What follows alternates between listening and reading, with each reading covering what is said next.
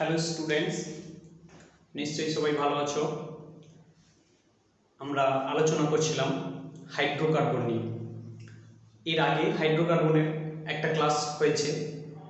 সেই প্রিভিয়াস ক্লাসে আমরা স্টেরিও আইসোমারিজম সম্পর্কে আলোচনা করছিলাম। তো স্টেরিও আইসোমারিজমে একটা উদাহরণ দিয়েছিলাম, টাইমের অভাবের জন্য বাকিটা লেন্দি হয়ে গেছিলো ভিডিওটা অনেক, তাই আর উদাহরণ দিতে পারিনি। আজকে একটা দুটো উদাহরণ আমরা দেখে নেব। প্রথমে যেটা দেখব যে সেটা হচ্ছে কনফরমেশন অফ প্রোপেন। প্রোপেনের হচ্ছে কনফরমেশন দেখব।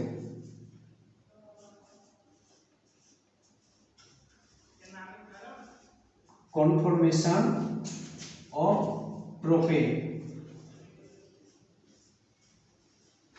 Conformation of propane. প্রোপেনের আমরা কনফরমেশন দেখব। তো প্রোপেন হচ্ছে কি CH3 CH2 CH3, এটা হচ্ছে প্রোপেন। তার মধ্যে এখানে যে তিনটে কার্বন রয়েছে এটা হচ্ছে 1 2 3। তো এই তিনটে কার্বনের মধ্যে যেটা রয়েছে সেটা হচ্ছে কি না C1 and C2 R C2 and C3। C2 and C3 bond are equivalent, bond are equivalent, bond are equivalent। এরা হচ্ছে সমতুল্য বন্ধন। তো যদি আমি C1 C2 কার্বনকে নিই, C1 কে যদি ফিক্সড রাখি এবং C2 কার্বনকে যদি ঘোরাতে থাকি তাহলে অসংখ্য কনফরমেশন উৎপন্ন হবে। এবং তাদের মধ্যে সবথেকে প্রধান যে কনফরমেশন সেটা হচ্ছে কি না স্টেগার কনফরমেশন আর ইপ্লিক্স কনফরমেশন আমরা আলোচনা করব। তো প্রথমে যেটা আমরা বলবো যে প্রথমে C1 এবং C2 কে নেব। কি করব? C1 এবং C2 কে নেব।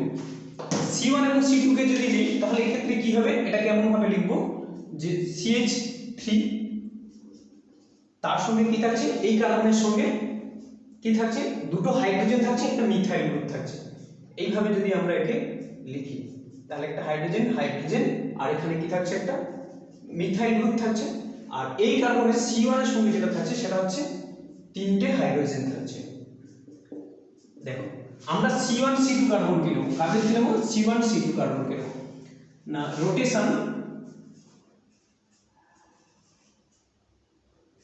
Rotation around C1 C2 bond, rotation around C1 C2 bond। অর্থাৎ C1 কে ফিক্সড রেখে C2 কার্বনকে কি করব, C1 C2 বন্ধন বরাবর কি থাকবো, তাকে ঘোরাতে থাকবো। যদি আমরা ঘোরাতে থাকি তাহলে কি পাবো, সেই ক্ষেত্রে যেটা দেখতে পাবো সেটা হচ্ছে কি না প্রথমে C1 আর এটা হচ্ছে C2, এটা হচ্ছে C1 আর এটা হচ্ছে C2 কার্বন। তো এই জাস্ট এই স্ট্রাকচারটাকে আমি এমন ভাবে লিখে নিলাম, প্রোপেনটাকে এইভাবে লিখে নিলাম, C1 C2 স্ট্রাকচারে জাস্ট লিখে নিলাম। তো এটা C1 C2 আর এটা হচ্ছে C3। তো আমি C1 C2 কে নেব। C1 এর তিনটে হাইড্রোজেন রয়েছে আর C2 কার্বনের দুটো হাইড্রোজেন রয়েছে, একটা মিথাইল গ্রুপ রয়েছে। সবথেকে প্রথমে যেটা আমি লিখব কি না C1 কার্বন। C1 এ রয়েছে কি তিনটে হাইড্রোজেন রয়েছে। C1 কার্বনটাকে আমি বৃত্তের পরিধি হিসেবে ধরে নিয়েছি, বৃত্তের পরিধিটাকে আমি C1 কার্বন ধরে নিয়েছি, তার সঙ্গে তিনটে হাইড্রোজেন আমি লিখে দিলাম। এবং C2 কার্বনটাকে বৃত্তের মধ্যে একটা সেন্টার ধরে নেব। দিয়ে আমি কি করব না এটা হচ্ছে C2 কার্বন, এটা হচ্ছে C1 আর এটা হচ্ছে C2। C2 তে কি রয়েছে, দুটো হাইড্রোজেন রয়েছে আর কি রয়েছে, একটা মিথাইল গ্রুপ রয়েছে। তাহলে একটি কার্বন আরেকটির উপরে কি রয়েছে, উপরিপাতিত রয়েছে। যদি C1 যদি আমার এইটা হয় C1 হাইড্রোজেন হাইড্রোজেন হাইড্রোজেন, আর C2 যদি কি হয় এইটা হয় hydrogen hydrogen and methyl group. এই কার্বনটাকে তুলে এনে এই কার্বনটার উপরে উপরিপাতিত করব, এই কার্বনটাকে তুলে এনে পুরোটা এর উপরে বসাবো। তো সেই বসানোটাকে আমি এই প্রথম কার্বনটাকে কি ধরে নিয়েছি, বৃত্তের পরিধি, আর বৃত্তের কেন্দ্রবিন্দুতে যেটা ধরেছি সেটা হচ্ছে C2, জাস্ট এর উপরে বসিয়ে দিয়েছি। এটাকে বলা হয় ইপ্লিক্স কনফরমেশন, এটাকে বলা হয় ইপ্লিক্স কনফরমেশন।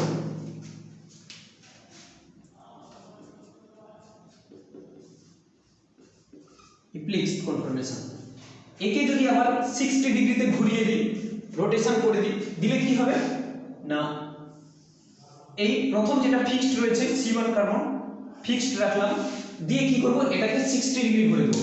এই রেড কার্বনটাকে ধরে 60 ডিগ্রি ঘুরিয়ে দেবো। কত ধরবো? রেড কার্বন বা 2 নম্বর কার্বনটাকে ধরে জাস্ট ঘুরিয়ে দেবো 60 ডিগ্রি। তাহলে কি হবে? এই মিথাইল গ্রুপটা 60 ডিগ্রি অ্যাঙ্গেল হয়ে যাবে, এই হাইড্রোজেনটা এখান থেকে 60 ডিগ্রি, এই হাইড্রোজেন বন্ডটা কি হবে 60 ডিগ্রি অ্যাঙ্গেল ঘুরে যাবে। তখন যেটা হবে সেটা হচ্ছে কি না 60 ডিগ্রি অ্যাঙ্গেলে ঘুরে যাবে। তখন মিথাইল গ্রুপটা চলে আসবে এখানে এবং এই কার্বনটা চলে যাবে সোজাসুজি এখানে, আর একটা চলে আসবে এখানে। তো এটা হচ্ছে মিথাইল গ্রুপ, এটা হাইড্রোজেন, এটা হচ্ছে হাইড্রোজেন। 60 ডিগ্রি রোটেশন করে দিলাম। আর এদের যেটা 1 নম্বর কার্বনের যে হাইড্রোজেনগুলো রয়েছে সেগুলো, এই ফর্মটাকে বলা হয় স্ট্যাগার। এটা স্ট্যাগার ফর্ম বলা হয়, এটাকে স্ট্যাগার ফর্ম বলা হয়। তো আমরা জানি যে ইপ্লিক্স কনফরমেশন থেকে এগার কনফরমেশন সেটা হচ্ছে মোর স্টেবল হয়, কারণ ইপ্লিক্স কনফরমেশনে এখানে কার্বন কার্বন যে বন্ধন কোণ এটা হচ্ছে কত 0 ডিগ্রি, আর এখানে দুটো কার্বন কার্বনের যে কৌণিক দূরত্ব সেটা হচ্ছে কি 60 ডিগ্রি। এখানে এদের মধ্যে অ্যাঙ্গেলটা হচ্ছে ফাইটা হচ্ছে কত 60 ডিগ্রি। তো এখানে একটি কার্বন হাইড্রোজেনের সঙ্গে অপর কার্বন হাইড্রোজেনের বন্ধন কোণ শূন্য হওয়ার জন্য এখানে কার্বন হাইড্রোজেনের যে ইলেকট্রন রয়েছে সেই ইলেকট্রন ইলেকট্রন রিপালশনটা অনেক বেশি হয়, আর ইলেকট্রন ইলেকট্রন রিপালশন বেশি হওয়ার জন্য এর স্টেবিলিটি অনেক কম হয়।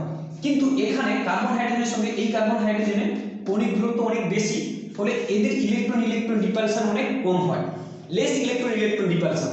এখানে কি হয় লেস ইলেকট্রন ইলেকট্রন রিপালশন,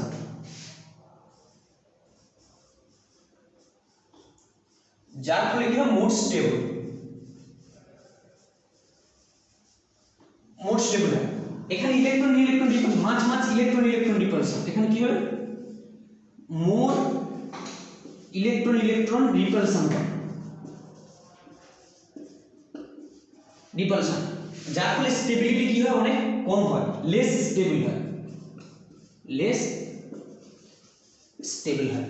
তাহলে আমরা দেখতে পাচ্ছি যে ইপ্লিক্স কনফরমেশনের স্টেবিলিটি কম, কার থেকে স্ট্যাগার কনফরমেশন। তাহলে আমরা বলতে পারি যে স্ট্যাগার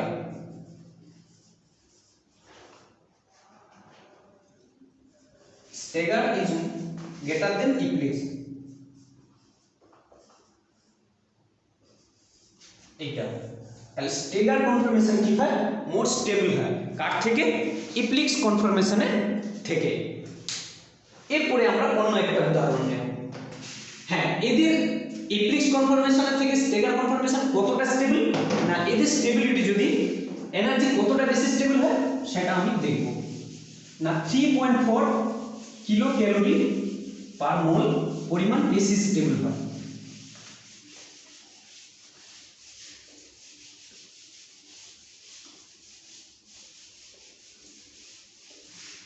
কতটা বেশি হয় না ই ইপ্লিক্স মাইনাস ই স্ট্যাগার কত হবে 3.4 কিলো ক্যালোরি পার মোল, এতটা পরিমাণ বেশি স্টেবল হবে।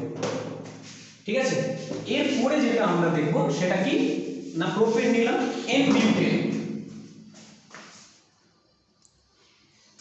এরপরে আমরা নেব n butane, conformation of n butane,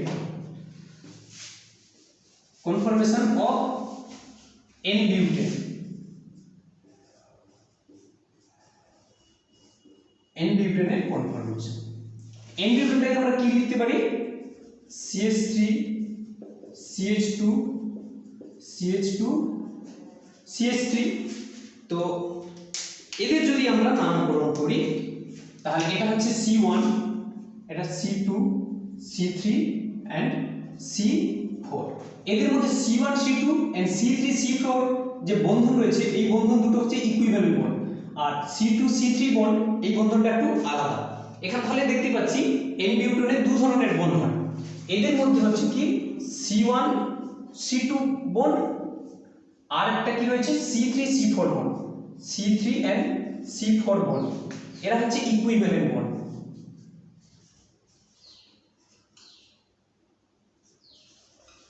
equivalent bond. আরেকটা বন্ড রয়েছে কি C2 and C3 বন্ড, তবে এটা কিন্তু ইকুইভ্যালেন্ট বন্ড নয়। এবার যদি আমি রোটেশন করি, C1 কে যদি ধরে ফিক্সড রেখে C2 কার্বনটাকে ঘোরাই তাহলে অসংখ্য কনফর্মেশন পাবো। আবার ঠিক C2 কে যদি ফিক্সড রেখে C3 কে ঘোরাই তাহলেও সেক্ষেত্রে আমরা অসংখ্য কনফর্মেশন পাবো। তাহলে সবথেকে প্রথমে আমরা রোটেশন করব কাকে, না C1 কার্বনটাকে ফিক্সড রেখে C2 কার্বনটাকে রোটেশন করব।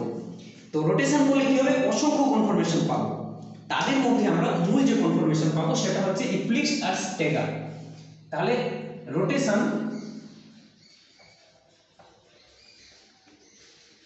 অ্যারাউন্ড C1 C2 বন্ড বরাবর ঘোরাবো। এদের যখনই ঘোরাবো তাহলে এই এন বিউটেনটাকে C1 C2 তে লিখে দিই। একে C1 C2 তে কেমন করে লিখবো, না এক নম্বর কার্বনে রয়েছে কত, তিনটে হাইড্রোজেন রয়েছে, আর দু নম্বর কার্বনে কি রয়েছে, দুটো হাইড্রোজেন আর একটা ইথাইল। এই পুরোটাকে নিয়ে নেবো। তাহলে দুটো হাইড্রোজেন থাকছে আর একটা ইথাইল গ্রুপ থাকছে। দু নম্বর কার্বনে কি থাকছে, দুটো হাইড্রোজেন এবং একটি ইথাইল গ্রুপ। তাহলে এটা হচ্ছে C1, এটা হচ্ছে C2।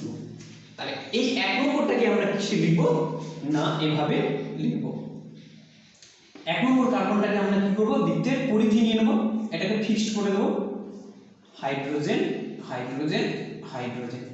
আর দু নম্বর কার্বনটাকে আমরা নেব বৃত্তের হচ্ছে কি কেন্দ্র বিন্দুতে একটা ডট নিয়ে নেব,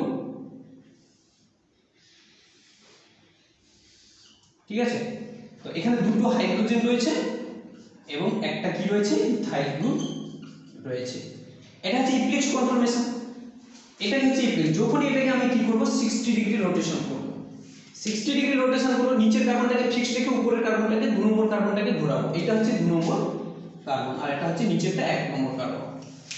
যখনই ঘোরাবো তখন কি হবে, এরকম চলে আসবে। এটা ফিক্সড রয়েছে, হাইড্রোজেন হাইড্রোজেন হাইড্রোজেন।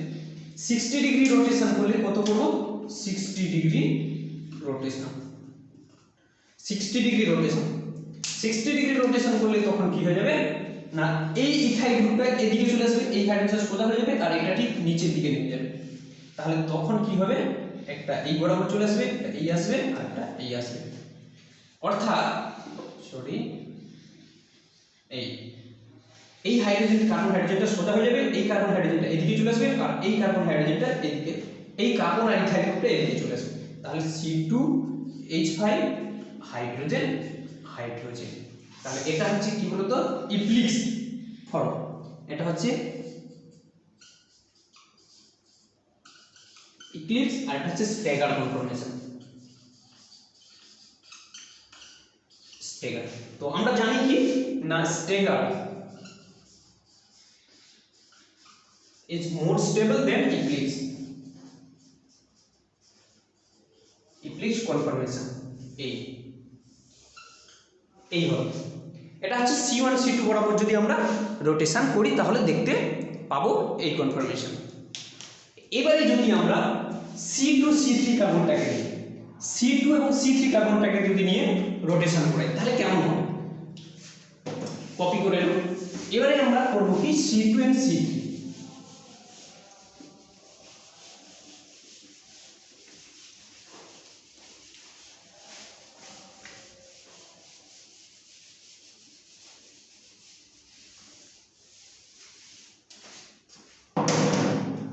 কি করব,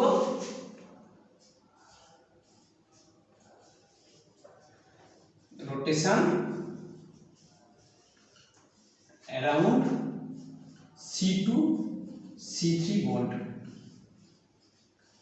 তাহলে কাজ করি, প্রথমে আমি এই N বিউটেনটাকে C2 C3 ফর্মে লিখে নিই। তাহলে এটা হচ্ছে C2 কার্বন আর এটা হচ্ছে C3 কার্বন, এটা C2 and C3 কার্বন। তাহলে C2 কার্বনে আমি দেখতে পাচ্ছি দুটো হাইড্রোজেন এবং একটা মিথাইল গ্রুপ রয়েছে। কি রয়েছে, C2 কার্বনে রয়েছে দুটি হাইড্রোজেন এবং একটি মিথাইল গ্রুপ রয়েছে। C3 কার্বনে আমি দেখতে পাচ্ছি দুটো হাইড্রোজেন এবং একটি মিথাইল গ্রুপ রয়েছে। তো যদি আমি C2টাকে ফিক্সড রেখে, যদি C2কে ফিক্সড রেখে C3টাকে C2 CH3 বন্ড বরাবর ঘোরাতে থাকি তাহলে অসংখ্য কনফর্মেশন পাবো। তো অসংখ্য কনফর্মেশনের মধ্যে আমি চারটি মূল কনফরমেশনকে নিয়ে আলোচনা করব। সবথেকে প্রথমে যেটা আলোচনা করব সেটা হচ্ছে কি বলতো না, চারটি মূল কনফরমেশন পাবো। একটা হচ্ছে অ্যান্টিস্টেগার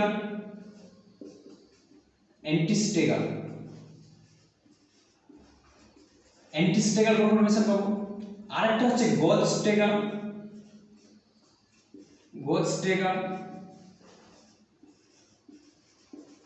এছাড়া পাবো আমি পাবো কি ইপ্লিস্ট এন্ড পাবো ফুললি ইপ্লিস্ট।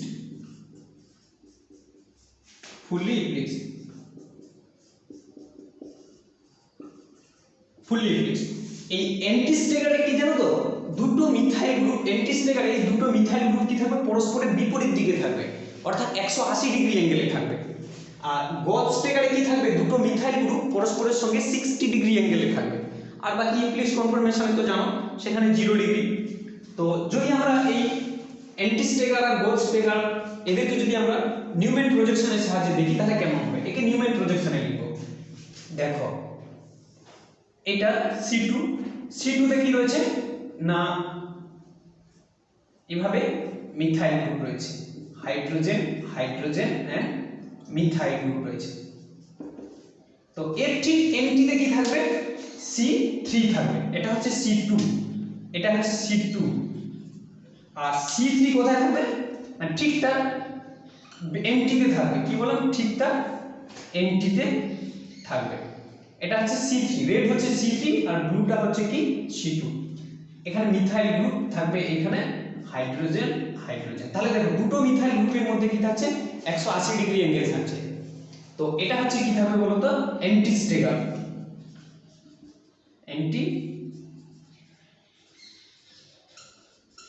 এটা 1 নম্বর ফিগার।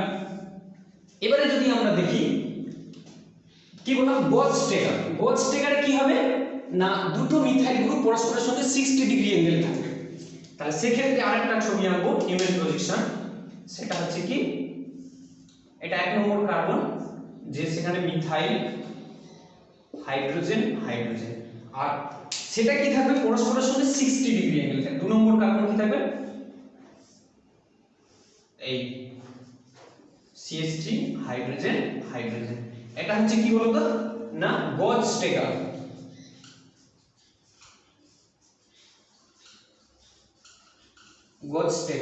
এটা 2 নম্বর ফিগার নাম দিয়ে দাও, ফিগার নাম্বার 2। এখানে দুটো মিথাইল গ্রুপের মধ্যে কি রয়েছে, 60 ডিগ্রি রয়েছে। কত রয়েছে, 60 ডিগ্রি। দুটো মিথাইল গ্রুপের মধ্যে 60 ডিগ্রি।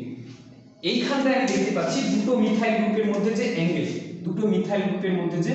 অ্যাঙ্গেল, সেটা হচ্ছে কত, 180 ডিগ্রি। আর এইখানে দুটো মিথাইল গ্রুপের মধ্যে যে কোণ, সেটা হচ্ছে কত, 60 ডিগ্রি। এটা হচ্ছে গজ-স্টেগার। এরপরে আমরা দেখবো সেটা কি, ইপ্লিস্ট, আর একটা রয়েছে ফুললি ইপ্লিস্ট। এটাও ইপ্লিস্ট। এটা নরমাল আর এটা হচ্ছে ফুললি ইপ্লিস্ট। তাহলে এদের মধ্যে দেখবো আমরা কি রকম, কোনটা নরমাল আর কোনটা ফুললি ইপ্লিস্ট। তাহলে একে যদি আমি ইপ্লিস্ট কনফরমেশনে লিখি, তাহলে সবথেকে প্রথমে আমি কি লিখব, নরমাল একটা কার্বন লিখব। এই এখানে থাকছে কি আমার মিথাইল গ্রুপ থাকছে আর হাইড্রোজেন। যদি একটা মিথাইল হাইড্রোজেনের সঙ্গে অন্য একটা মিথাইল গ্রুপ থাকে, সেটাকে কিভাবে লিখব, ইপ্লিক্স মানে একটার উপর আরেকটা সম্পূর্ণ পতিত থাকবে। অর্থাৎ যদি এটা কি হয় না, এইভাবে হয়, কি হয় না, জাস্ট 2 নম্বর কার্বনটাকে কি হিসেবে লিখব, এই 3 নম্বর কার্বনটাকে কিরকম লিখব না, এখানে হাইড্রোজেন থাকবে আর এখানে মিথাইল থাকবে আর এখানে কি থাকবে, হাইড্রোজেন থাকবে।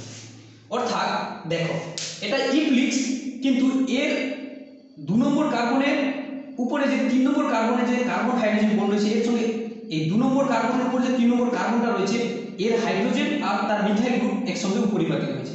এখানে দেখো এর হাইড্রোজেন আর মিথাইল গ্রুপ উপরিপাতিত হয়েছে। এই দুটো গ্রুপ কিন্তু সেম নয়, একটা হাইড্রোজেনের উপরে আর একটা কি হচ্ছে মিথাইল গ্রুপ উপরিপাতিত হয়েছে। এটা হচ্ছে ইপ্লিক্স কনফরমেশন। এটা হচ্ছে ফিগার নাম্বার 3 দিয়ে দাও। আর যদি একটা মিথাইল গ্রুপের উপরে তৃতীয় কার্বনের মিথাইল গ্রুপ পরিপাতিত থাকতো, তাহলে সেটা ফুললি ইপ্লিক্সড হতো। হাইড্রোজেনের উপর হাইড্রোজেন, মিথাইলের উপর মিথাইল, ইথাইলের উপর ইথাইল, সেম গ্রুপ যদি আরেকটা গ্রুপের উপর পরিপাতিত হয়। একটা কার্বনের যে কোনো একটা গ্রুপের উপরে যদি অপর একটা কার্বনের সেম গ্রুপ তার উপরে পতিত হয় তখন তাকে আমরা বলবো ফুললি ইপ্লিক্সড। কি হলো, তখন তাকে ফুললি ইপ্লিক্সড বলবো। যেমন হচ্ছে কি ফুললি ইপ্লিক্সডটা কেমন হবে, তো এইটা হচ্ছে কি হবে মিথাইল গ্রুপ, একটা 2 নম্বর কার্বন, এর হচ্ছে মিথাইল গ্রুপ, হাইড্রোজেন হাইড্রোজেন। আবার 3 নম্বর কার্বনটাকে যদি আমি এমন ভাবে রাখবো যে মিথাইল গ্রুপের উপর মিথাইল গ্রুপ, হাইড্রোজেনের উপর হাইড্রোজেন গ্রুপ, আর এই হাইড্রোজেনের উপর হাইড্রোজেন গ্রুপ পরিবর্তিত হয়, তখন যে কনফরমেশনটা পাবো তাকে বলবো আমরা কি ফুললি, এইটা হাইড্রোজেন হাইড্রোজেন, এটা হচ্ছে মিথাইল। দেখো 2 নম্বর কার্বনের মিথাইল গ্রুপের উপরে মিথাইল গ্রুপ, 3 নম্বর কার্বনের 2 নম্বর কার্বনের হাইড্রোজেনের উপরে 3 নম্বর কার্বনের হাইড্রোজেন গ্রুপ উপরিপাতিত আছে, তো একে এই জন্য বলবো ফুললি ইপ্লিক্সড, ফুললি ইপ্লিক্সড হবে এটা। এটা হচ্ছে 4র্থ নম্বর ফিগার, ফিগার নম্বর 4। তাহলে এদের যদি স্টেবিলিটি অর্ডার কি হবে, এদের স্টেবিলিটি অর্ডার একটু, এদের স্টেবিলিটি অর্ডারটা কেমন হবে, স্টেবিলিটি অর্ডার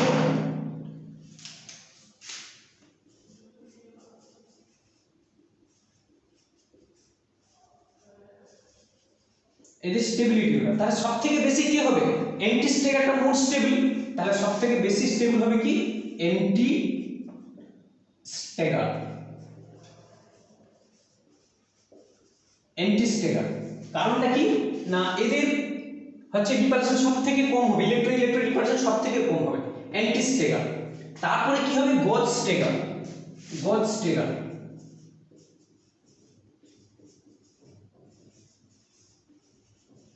গজ স্টেগার। তারপরে যেটা হবে সেটা কি বলতো ইপ্লিক্স, তারপরে ফুললি, তারপরে কি হবে ইপ্লিক্স, তারপরে হবে ফুললি ইপ্লিক্স, ফুললি ইপ্লিক্সড, এই হচ্ছে অর্ডার হবে।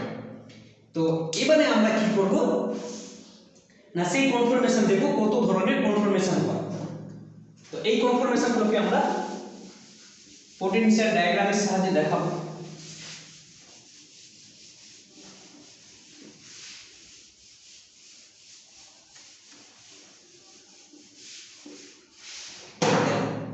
কি ছিল আমার কনফরমেশন না এটা C2 আর এটা C3, সরি C3, এখানে দুটো হাইড্রোজেন আর একটা মিথাইল গ্রুপ ছিল, এখানে ছিল দুটো হাইড্রোজেন আর একটা মিথাইল গ্রুপ ছিল।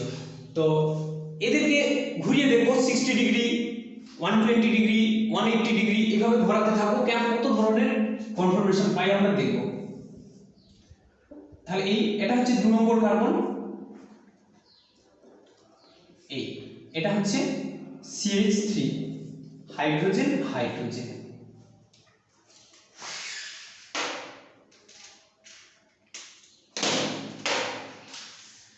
তারপরে আমরা দেখব কি না 3 নম্বর কার্বন, এই এটাকে আমরা কি করব সরি অ্যান্টিতে প্রথমে লিখে নিই তাহলে সুবিধা হবে আমাদের, অ্যান্টি স্টেগার করলে খুব ভালোভাবে রোটেশন করতে। যদি আমি এটাকে কি করি অ্যান্টি স্টেগার থেকে শুরু করি, অ্যান্টি স্টেগার থেকে যদি শুরু করি তাহলে কি হবে এখানে মিথাইল গ্রুপ, হাইড্রোজেন হাইড্রোজেন।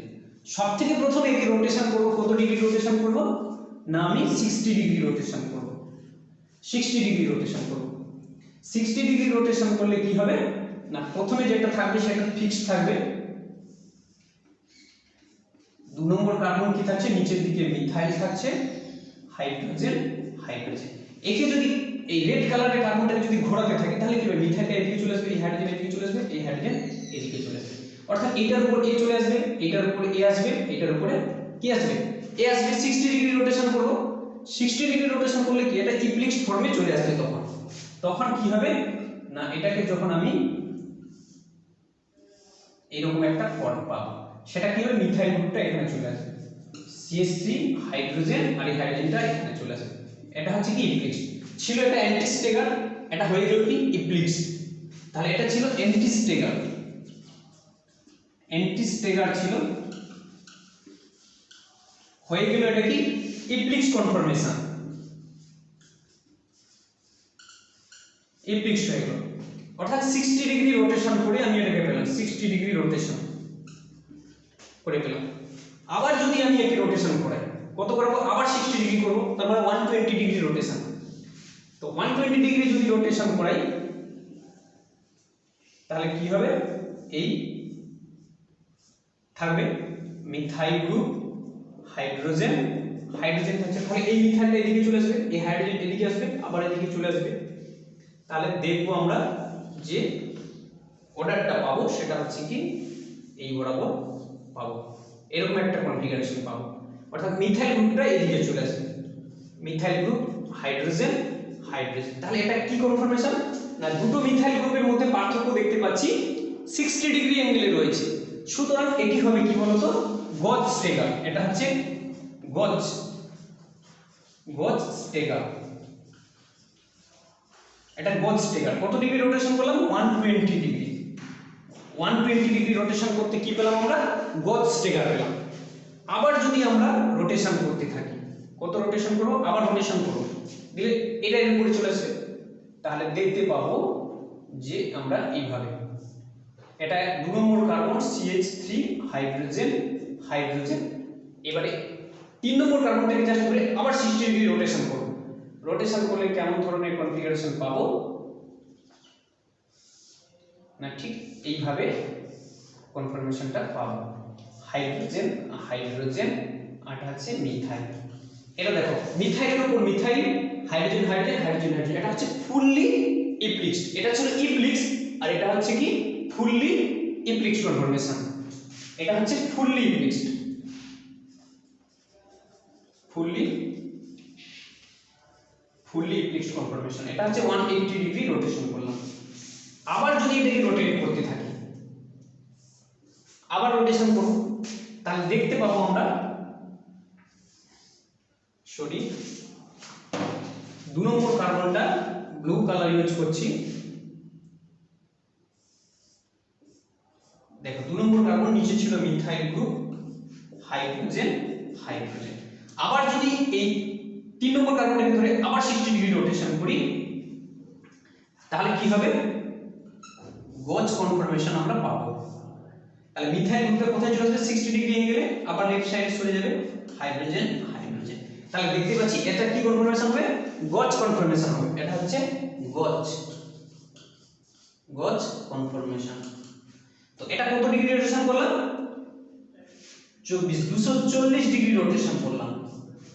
একে যদি আবার রোটেশন করে 300 ডিগ্রি রোটেশন যদি করে, 300 ডিগ্রি রোটেশন করে, তখন কি দেখতে পাবো, 2 নম্বর carbon fixed methyl hydrogen hydrogen. যদি আবার রোটেশন করে তখন কি পাবো আমরা না, ইপ্লিক্সড কনফরমেশন পাবো। তাহলে এই মিথাইল গ্রুপটা এর উপরে চলে আসবে, তখন মিথাইল হাইড্রোজেন হাইড্রোজেন। তাহলে দেখো এখানে একটা ইপ্লিক্সড কনফরমেশন পাচ্ছি, তবে ফুললি নয়, এটা নরমাল ইপ্লিক্স। 2 নম্বর কার্বনের হাইড্রোজেনের উপরে 3 নম্বরের কার্বনের মিথাইল গ্রুপ উপরিপাতিত হয়েছে, অর্থাৎ এটা আমি পাবো কি নরমাল ইপ্লিক্সড কনফরমেশন, ইপ্লিক্সড কনফরমেশন পাচ্ছি। আবার যদি এটাকে আমি কি করি, রোটেশন করে, এটা হচ্ছে কত 300 ডিগ্রি রোটেশন ছিল, 300 ডিগ্রি রোটেশন ছিল, এটা 300 ডিগ্রি রোটেশন করলে আমরা পাচ্ছি কত না, সেখানে ইপ্লিক্সড কনফরমেশন পাচ্ছি। আবার যদি আমরা কি করি, 360 ডিগ্রি অ্যাঙ্গেলে রোটেশন করি, 360 ডিগ্রি অ্যাঙ্গেলে রোটেশন করলে কি পাবো, হাইড্রোজেন হাইড্রোজেন হাইড্রোজেন। যখন আমি আবার যদি রোটেশন করি, তাহলে মিথাইল গ্রুপটা উপরের দিকে চলে আসবে।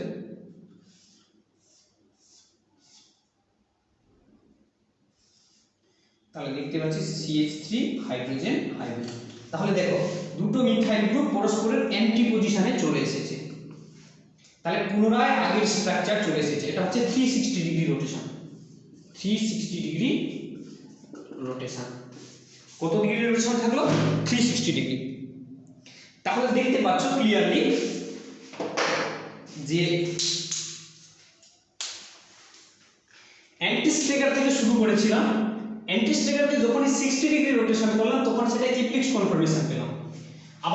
আবার যদি ইপ্লিক্সটাকে যদি আবার 60 ডিগ্রি রোটেশন করলাম তখন দেখতে পাচ্ছি গজ কনফরমেশন পেলাম।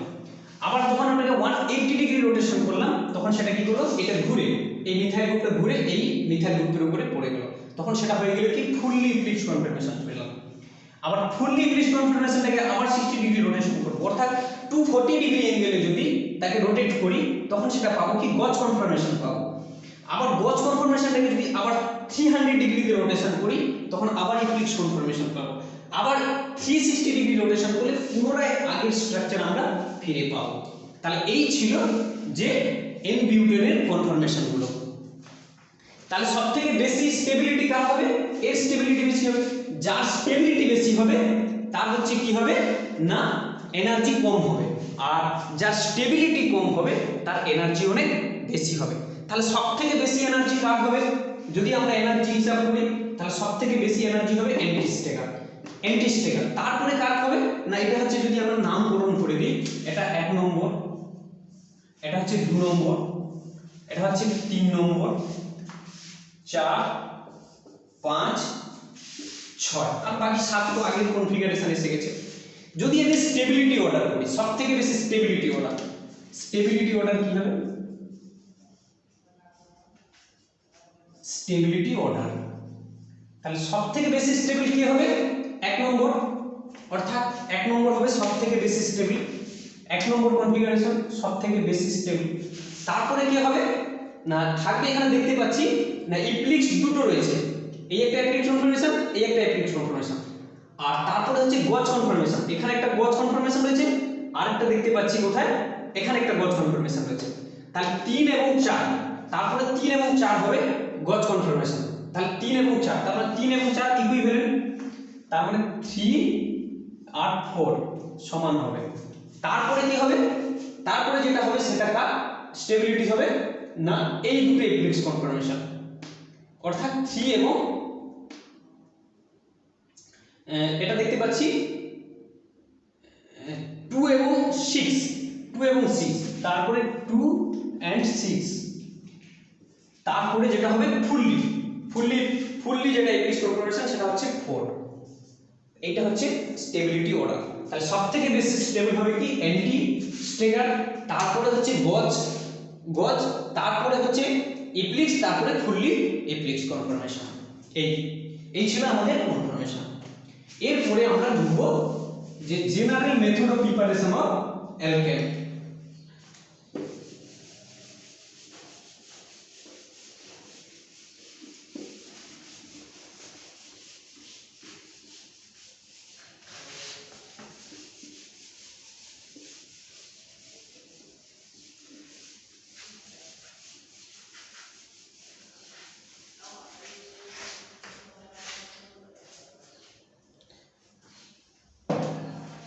এরপরে আমরা আলোচনা করব জেনারেল মেথড অফ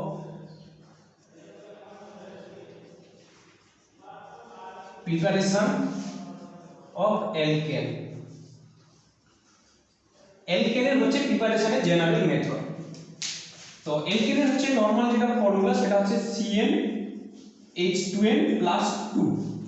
যদি আমি n = যদি 1 ধরি তাহলে সেখানে কি পাবো না CH4 মিথেন পাবো। n এর ভ্যালু যদি 2 হয় তাহলে কি হবে C2H6 পাবো, 2 2 4 আর 2 6। যদি n এর ভ্যালু 3 হয় তাহলে কি হবে C3H8 ইত্যাদি এরকম পেতে থাকবে। তো এখানে আমরা জেনারেল মেথডের প্রিপারেশন অ্যালকেন করব। তো আজকে একটা দুটো প্রিপারেশন করব, নেক্সট ক্লাসে আবার আলোচনা করতে থাকবো। অনেক অ্যালকেনের অনেকগুলো প্রিপারেশন আছে, অনেক মেথড আছে, তো একটার পর একটা আমরা আলোচনা করব। তো সবথেকে প্রথমে যেটা করব general method of preparation of alkane, সেটা হচ্ছে কি না unsaturated hydrocarbon, unsaturated hydrocarbon from unsaturated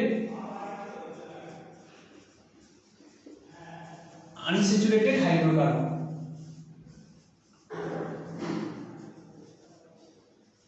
unsaturated hydrocarbon থেকে কিভাবে অ্যালকেন প্রস্তুত করব না, যদি আমরা কি করি 250 থেকে 300 ডিগ্রি সেন্টিগ্রেড উষ্ণতায়, কি বললাম 250 থেকে 300 ডিগ্রি সেন্টিগ্রেড উষ্ণতায় নিকেল, প্লাটিনাম, প্যালাডিয়াম প্রভৃতি অনুঘটকের উপস্থিতিতে যদি অসম্পৃক্ত হাইড্রোকার্বন বা আনস্যাচুরেটেড হাইড্রোকার্বনে হাইড্রোজিনেশন করি, এই প্রক্রিয়াটাকে বলা হয় সেবেটিয়ার-স্যান্ডারেন্স রিঅ্যাকশন। কি বলা হয়? সেবেটিয়ার-স্যান্ডারেন্স রিঅ্যাকশন। সায়েন্টিস্ট সেবেটিয়ার-স্যান্ডারেন্স এই রিঅ্যাকশনটা আবিষ্কার করেছিলেন। ওনার নাম অনুসারে একে বলা হয় সেবেটিয়ার-স্যান্ডারেন্স রিঅ্যাকশন। কি বললাম? এর টেম্পারেচার হচ্ছে কি হবে না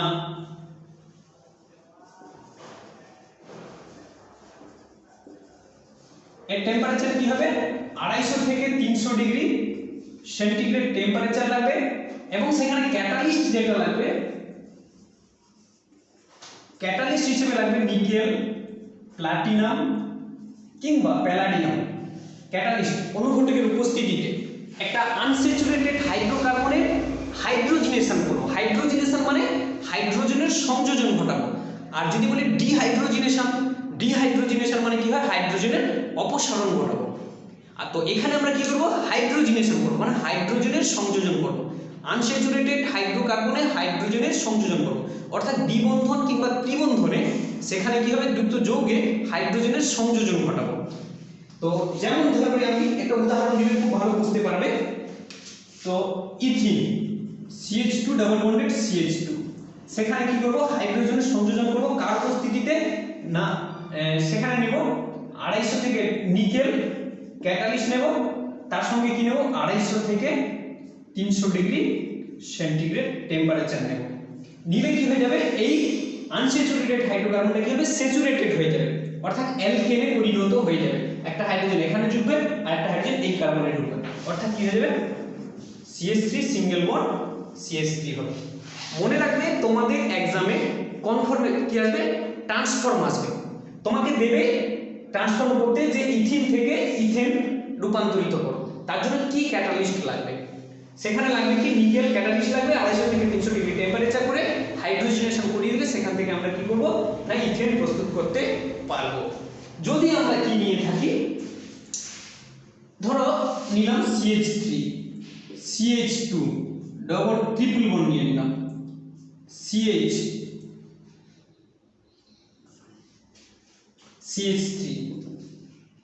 3 4 সরি, এখানে হাইড্রোজেন হবে না, ট্রিপল বন্ড থাকলে এই এটা হচ্ছে বিউটাইন। তাহলে আমি বলেছি কি না একটা আনস্যাচুরেটেড হাইড্রোকার্বনকে যদি নিকেল, প্লাটিনাম, প্যালাডিয়াম ক্যাটালিস্টের উপস্থিতিতে 250 থেকে 300 ডিগ্রি সেন্টিগ্রেড তাপমাত্রায় তার হাইড্রোজিনেশন করে, হাইড্রোজিনেশন করালে কি হবে? 2H2 হাইড্রোজিনেশন করব। কার উপস্থিতিতে? না নিকেল অনুঘটকের উপস্থিতিতে 250 থেকে 300 degree centigrade temperature.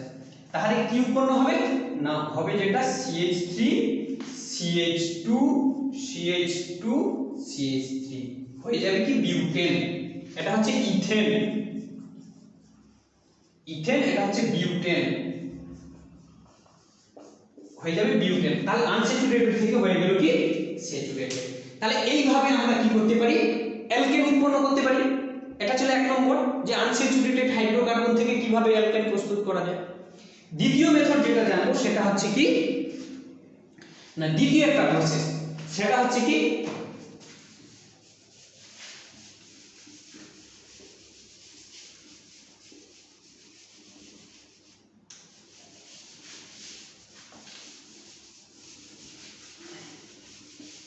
Alkyl halide থেকে কিভাবে আমরা প্রস্তুত করব। Alkyl halide from alkyl halide,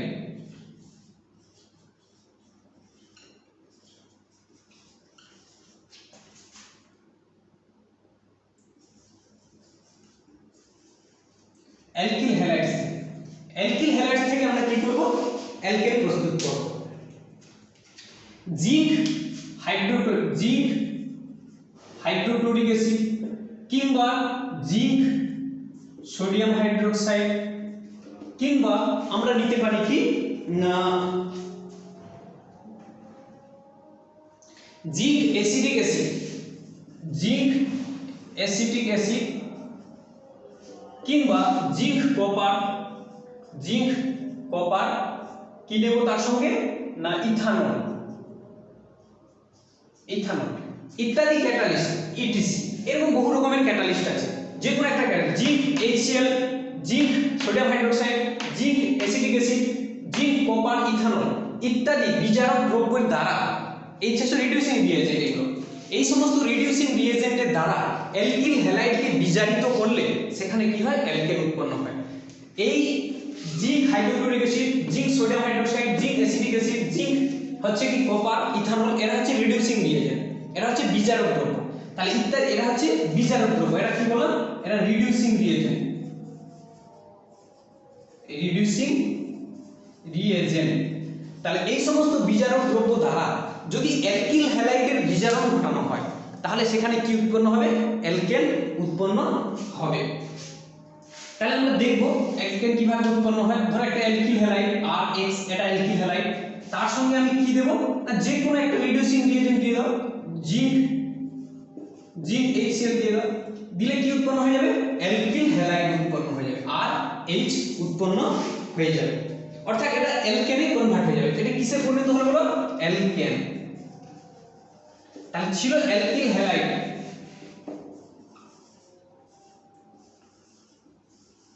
ছিল অ্যালকিল হ্যালাইড, হয়ে গেল কি অ্যালকেন। ধরো আমি একটা উদাহরণ নেই, CH3 CH2I, সেখানে আমি কি নেব না, যে কোনো একটা রিডিউসিং রিয়েজেন্ট নিয়ে নাও, এদের মধ্যে থেকে যে কোনো একটা রিডিউসিং রিয়েজেন্ট নিয়ে নাও, জিঙ্ক HCl দিলে কি হবে, এটা হাইড্রোজেন হয়ে যাবে, অর্থাৎ CH3 অ্যালকেন হয়ে যাবে। এটা কি হয়ে যাবে, অ্যালকেন কনভার্ট হয়ে যাবে। তাহলে কি দেখলাম না, zinc hydrochloric acid, zinc sodium hydroxide, zinc acetic acid, কি জিঙ্ক কপার ইথানল ইত্যাদি বিজারক দ্রব্যের দ্বারা যদি অ্যালকিল হ্যালাইডের বিজারণ ঘটানো হয় তাহলে সেক্ষেত্রে কি উৎপন্ন হবে, অ্যালকেন উৎপন্ন হবে। তবে হ্যাঁ, মনে রাখবে প্রাইমারি অ্যালকিল হ্যালাইড এবং সেকেন্ডারি অ্যালকিল হ্যালাইডকে যদি লিথিয়াম অ্যালুমিনিয়াম হাইড্রাইড দ্বারা বিজারিত করা হয় তাহলে সেই ক্ষেত্রেও অ্যালকেন উৎপন্ন হবে। আরেকটা বললাম যে প্রাইমারি অ্যালকিল হ্যালাইড এবং সেকেন্ডারি অ্যালকিল হ্যালাইডকে যদি লিথিয়াম অ্যালুমিনিয়াম হাইড্রাইড দ্বারা বিজারণ ঘটানো হয়, কি বললাম, primary alkyl halide, primary alkyl halide from primary alkyl halide, primary alkyl halide হচ্ছে কি, primary alkyl halide, primary alkyl halide, primary alkyl halide কে কি করব, আয়োডাইড দিলাম, তাকে আমি কি দেব না, lithium aluminium hydride, lithium aluminium hydride দেব। লিথিয়াম অ্যালুমিনিয়াম হাইড্রাইড দিলেও এখানে কি উৎপন্ন হবে, অ্যালকেন উৎপন্ন হবে, অর্থাৎ CH3 CH2 CH3 হয়ে যাবে কি, প্রোপেন, প্রোপেন হয়ে যাবে প্রাইমারি অ্যালকিল হ্যালাইড। যদি সেকেন্ডারি অ্যালকিল হ্যালাইড নেই, secondary alkyl halide, secondary alkyl halide, secondary alkyl halide নেব CH3, সরি কালি নেই,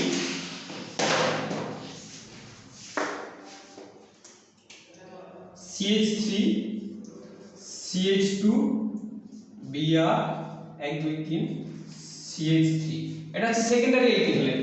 সেকেন্ডারি অ্যালকিল হ্যালাইডটাকে যদি লিথিয়াম অ্যালুমিনিয়াম হাইড্রাইড দেওয়া হয় তাহলেও কি হবে জানো তো, এটা অ্যালকেনে পরিণত হয়ে যাবে, অর্থাৎ CH3 CH2 CH3 alkane, sorry propane. তাহলে আমরা দেখতে পাচ্ছি প্রাইমারি অ্যালকিল হ্যালাইডকে যদি লিথিয়াম অ্যালুমিনিয়াম হাইড্রাইড দ্বারা বিজারিত করা হয় তাহলে সেক্ষেত্রে কি উৎপন্ন হবে, অ্যালকেন উৎপন্ন হবে। সিমিলারলি এটা হচ্ছে সেকেন্ডারি অ্যালকিল হ্যালাইড, তাকেও যদি লিথিয়াম অ্যালুমিনিয়াম হাইড্রাইড দ্বারা বিজারিত করা হয় সেখানে কি উৎপন্ন হবে, অ্যালকেন উৎপন্ন হবে।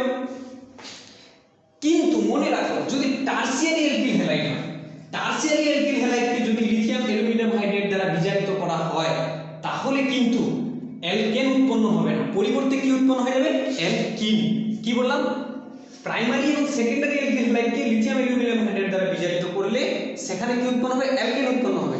কিন্তু টারসিয়ারি অ্যালকিল হ্যালাইডকে যদি আমরা লিথিয়াম অ্যালুমিনিয়াম হাইড্রাইড দেওয়া হয়, কি করব, টারসিয়ারি অ্যালকিল হ্যালাইড, মানে তিনটে থাকে টারসিয়ারি,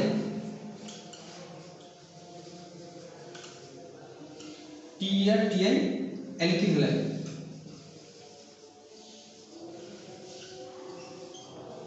টারসিয়ারি অ্যালকিল হ্যালাইডকে যদি আমরা দিই সেক্ষেত্রে কি উৎপন্ন হবে না CH3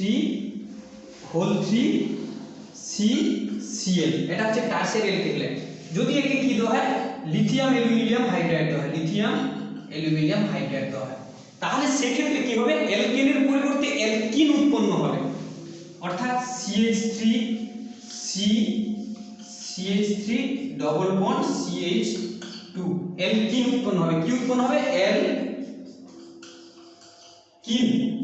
অ্যালকেনের পরিবর্তে অ্যালকিন উৎপন্ন হবে। হ্যাঁ, অ্যালকেন তখনই উৎপন্ন হবে যদি এই লিথিয়াম অ্যালুমিনিয়াম হাইড্রাইডের পরিবর্তে সোডিয়াম বোরোহাইড্রেট দেওয়া হয়। কি বললাম, যদি সোডিয়াম বোরোহাইড্রেটে এই টারসিয়ারি অ্যালকিল হ্যালাইডে যদি আমরা কি দিয়ে দিই সোডিয়াম বোরোহাইড্রেট NaBH4, তখন কিন্তু আবার সেই অ্যালকেন উৎপন্ন হবে CH3CH, এটা হচ্ছে অ্যালকেন।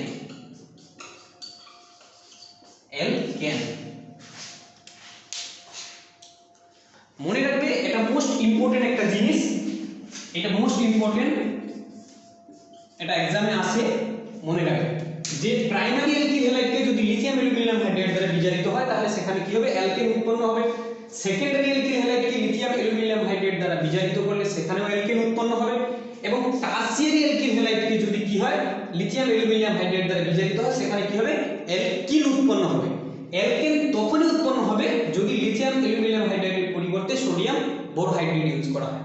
তবে হ্যাঁ, তোমাদের 11-12 এর কোনো মেকানিজম নেই এই অর্গানিকের, তোমার এগুলো হায়ার ক্লাসের মেকানিজম রয়েছে, যেখানে যতটা মেকানিজম লাগবে আমি সেখানে দেওয়ার চেষ্টা করব। তবে তোমাদের মেকানিজম সিলেবাসে নেই, মেকানিজম তোমাদের কোনো ট্রান্সফর্মের মেকানিজম লাগবে না। যত রয়েছে 11-12 এর যত ট্রান্সফর্ম রয়েছে তাদের কোনোটাতেই তোমাদের মেকানিজম লাগবে না।